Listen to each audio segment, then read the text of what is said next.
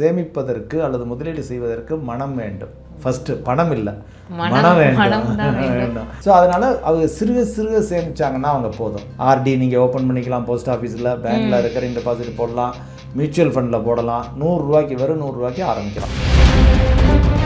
மிகப்பெரிய தவறு என்னென்னா, பணத்தை போட்டுட்டு ஃபஸ்ட்டு போடுறதுக்கு முன்னால் எவ்வளோ வேணாலும் யோசிக்கலாம். போட்டுட்டு அதையே ஒவ்வொரு இன்னும் 5-10 நிமிஷத்துக்கு ஆப்பை திறந்து பார்க்குறது, எவ்ரிடே மார்னிங் ஈவினிங் பார்க்குறது, ஏறிடுச்சா இறங்கிடுச்சான்னு பார்த்துக்கிட்டு அவங்க போட்டது 1000, 2000, 5000 இருக்கலாம், கூட தொகையாகவும் இருக்கலாம். உங்களோட பழைய தங்க நகைகளை விற்க, அடகு வச்ச தங்க நகைகளை மீட்டு நியாயமான விலைக்கு விற்க இப்பவே GNR கோல்டு ட்ரேடர்ஸ்க்கு கால் பண்ணுங்க. 1 லேக் குண்டியில் போடுறது 1 லேக்காக தான் கிடைக்கும். ஓகேவா?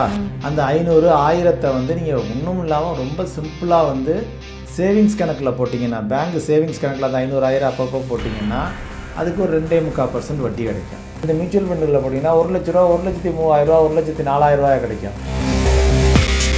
Mutual fund, real estate and gold, இதில் எதில் வந்து இன்வெஸ்ட் பண்ணலாம்? ஒன்றும் இல்லை, நீங்கள் என்கிட்ட எப்போ கேட்டிங்கனாலும் ஆன்சர் இது தான். ஜென்ரலாக வந்து ஃபஸ்ட்டு வந்து மியூச்சுவல் ஃபண்ட். சில சமயங்களில் இப்போலாம் கோல்டு அதிகமாக கொடுத்துருக்கே அப்படின்னு நீங்கள் கேட்கலாம். இது வந்து குறிப்பிட்ட பீரியடுக்கு அதிகமாக கொடுத்துருக்கு. ஆனால் இதே நீண்ட அடுத்த 20 வருஷத்துக்கு இதே மாதிரி எனக்கு 50-50%, 100% கொடுக்குமானா டெஃபினட்டாக கிடையாது.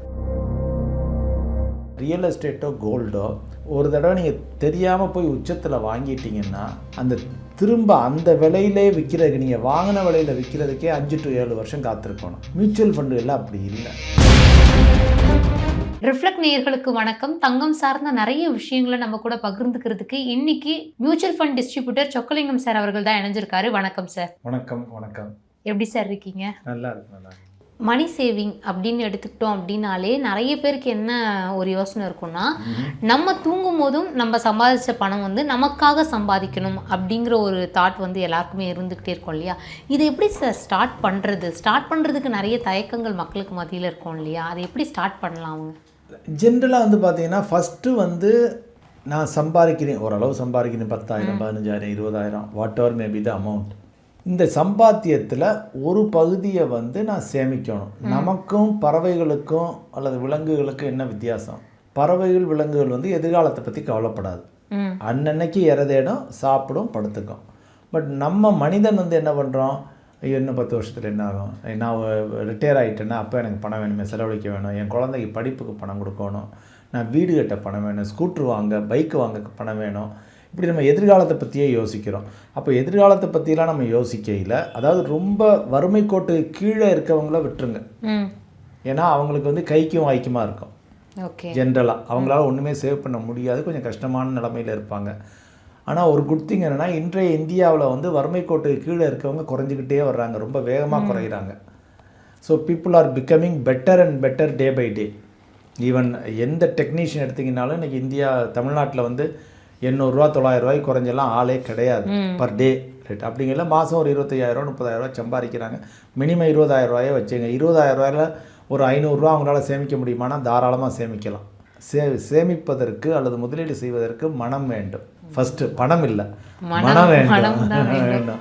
ஸோ நம்ம தாட் ப்ராசஸ் வேணும். ஸோ அதனால் அவங்க சிறுக சிறுக சேமித்தாங்கன்னா அவங்க போதும். ஒரு 500 ரூபா, ஒரு இப்போ 100 ரூபாயிலேருந்தே ஆர்டி நீங்கள் ஓப்பன் பண்ணிக்கலாம், போஸ்ட் ஆஃபீஸில், பேங்க்கில் ரெக்கரிங் டெபாசிட் போடலாம், மியூச்சுவல் ஃபண்டில் போடலாம். 100 ரூபாய்க்கு வெறும் 100 ரூபாய்க்கு ஆரம்பிக்கலாம் தாராளமாக மக்கள். மியூச்சுவல் ஃபண்டு எல்லாமே பண்ணிக்கலாம். ஸோ அப்படிங்கையில் வந்து அந்த 100 ரூபாயோ, 250 ரூபாயோ, 500 ரூபாயோ மாதம் சேமிக்க ஆரம்பித்தாங்கன்னா, அந்த போட்ட பணத்தை எடுக்காமையும் இருக்கணும். அதுவும் முக்கியம். அப்படி எடுக்காமல் இருந்தாங்கன்னா கிராஜுவலாக அது சேர்ந்துக்கிட்டே வரும். அப்போ அந்த சேர்ந்ததை பார்த்தே நமக்கு ஒரு ஆசை வரும். அட நான் ஒன்றுமே செய்யாமல் இவ்வளோ சேர்த்துட்டேனே, ஒரு இப்போ 25,000 ரூபா சேர்த்துட்டேனே, 30,000 ரூபா சேர்த்துட்டேனே அப்போ இன்னும் கொஞ்சம். ஏன்னா மனுஷன் இருக்க இந்தியா பொருளாதாரமும் நல்லா தான் ஆகிட்டுருக்கு, மனிதர்களுடைய வசதி வாய்ப்புகளும் நல்லா தான் ஆகிட்டுருக்கு. ஸோ அப்போ வந்து அவன் இன்றைக்கி 500 ரூபா போட்டதை ஒரு வருஷம் 2 வருஷம் கழிச்சு ஒரு 1000 ரூபாயா, நமக்கு சம்பளம் கூடையில் ஒரு 1000 ரூபாயை கூட்டிக்கலாம், 2000 ரூபாயா கூட்டிக்கலாம். ஸோ அது மாதிரி கிராஜுவலாக இன்க்ரீஸ் பண்ணிகிட்டே வந்தால் ரொம்ப சீக்கிரமாக அவங்க வந்து ஓரளவு பணத்தொகையை சேர்க்க முடியும். நம்பர் 1.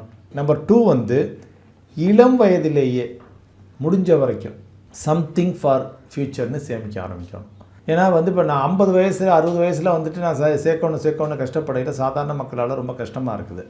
அவங்க ஒரு 25 வயசு இருக்கையில், 27 வயசு இருக்கையில், 30 வயசு இருக்கையில், குடும்பத்தை ஆரம்பிக்கையில் அவங்க வந்து ஆட்டோமேட்டிக்காக ஐயோ நம்ம ஃப்யூச்சருக்கு வேணும், நாளைக்கு நம்ம பிள்ளைக்கு வேணும், நமக்கு வேணும், நம்ம வீடு கட்ட, பைக் வாங்க, எதுக்கோ சேவிங்ஸ் தேவை தான், நமக்கு எப்பவும் தேவைப்படுது அப்படின்னு சொல்லிட்டு இளம் வயதிலேயே ஆரம்பிச்சிட்டாங்கன்னா அவங்களுக்கு சேமிக்கிறதுக்கு ஒரு 20 வருஷம் 30 வருஷம் கிடைக்கும்.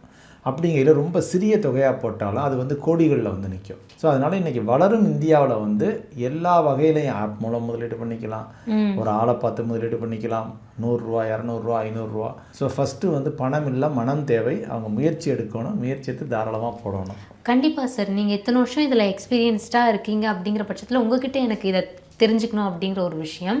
உங்களை பொறுத்த வரைக்கும் மணி சேவிங்ஸில் ஒருத்தர் பண்ணக்கூடிய மிகப்பெரிய தப்புனா இதான்ப்பா அப்படின்னா நீங்கள் எதை சார் சொல்லுவீங்க?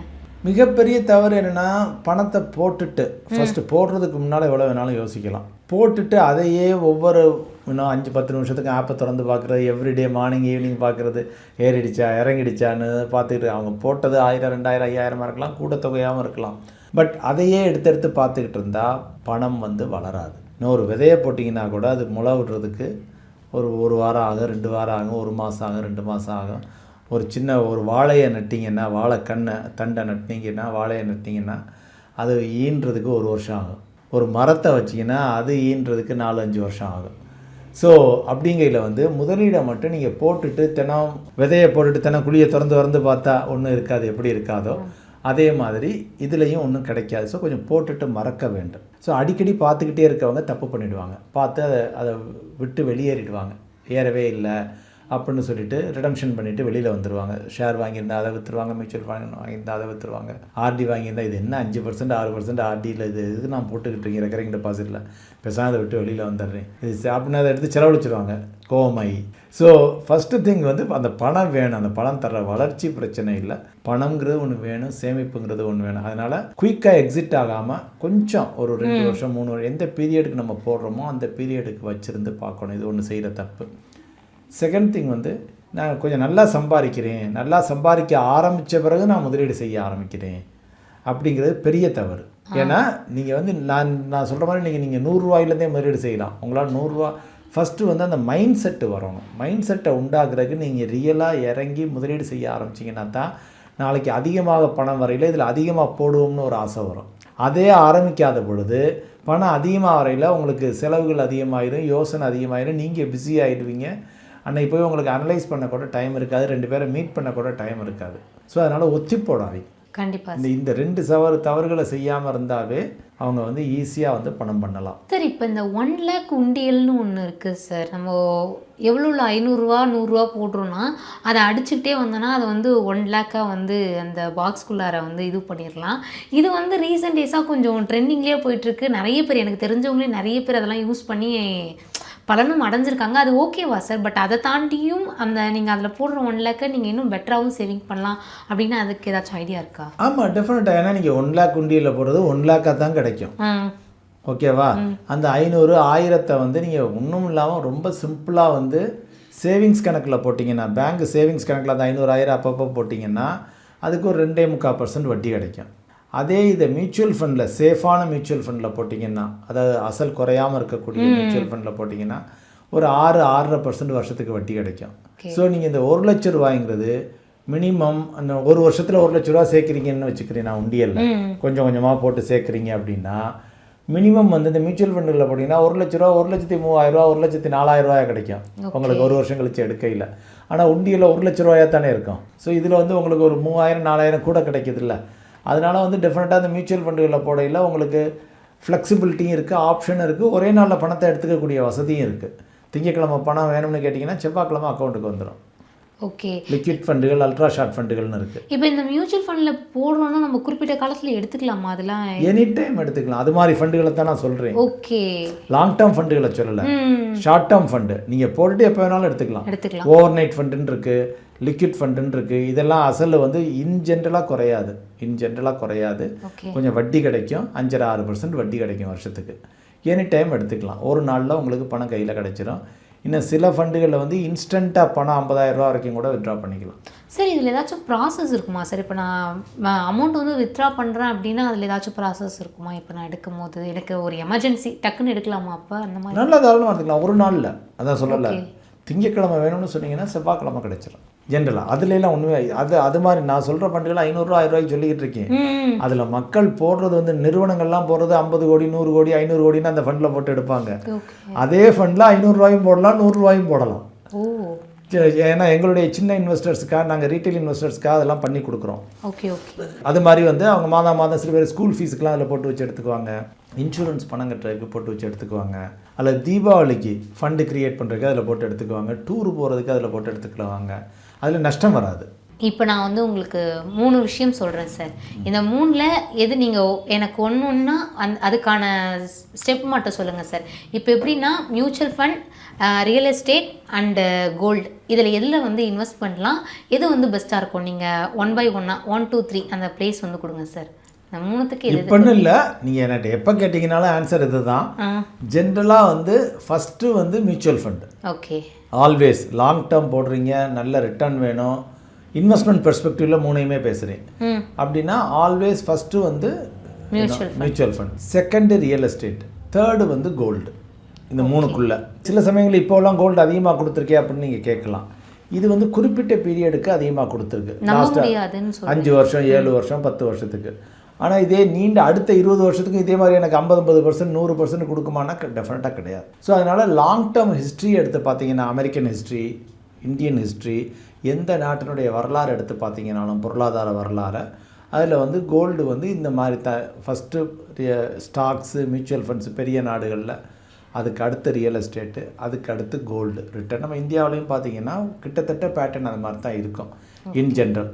ஸோ அது ஏன்னா ரிட்டர்ன் பொட்டன்ஷியல் அதிகமாக இருக்கக்கூடியது வந்து பங்கு சார்ந்த மியூச்சுவல் ஃபண்டுகள், பங்கு சார்ந்த ஐட்டங்கள் தான். இது நீங்களே பார்த்துருப்பீங்க, ஒரு பிஸ்னஸ் ஒருத்தர் ஆரம்பித்தார், ஒன்றும் இல்லாமல் ஆரம்பித்தார், அதெல்லாம் பங்கு சார்ந்த முதலீடு தானே. நம்ம பங்கு போடுறோம், 2 பேர் 3 பேர் பார்ட்னராக சேர்ந்து ஆரம்பிக்கிறாங்க ஒரு தொழிலை, அதுக்கு நம்ம நேரடியாக தொழில் ஆரம்பிக்கிறதுக்கு போல இன்னொரு கம்பெனியினுடைய பங்கை போய் வாங்குகிறோம், அதுதான் டிஃப்ரென்ஸு.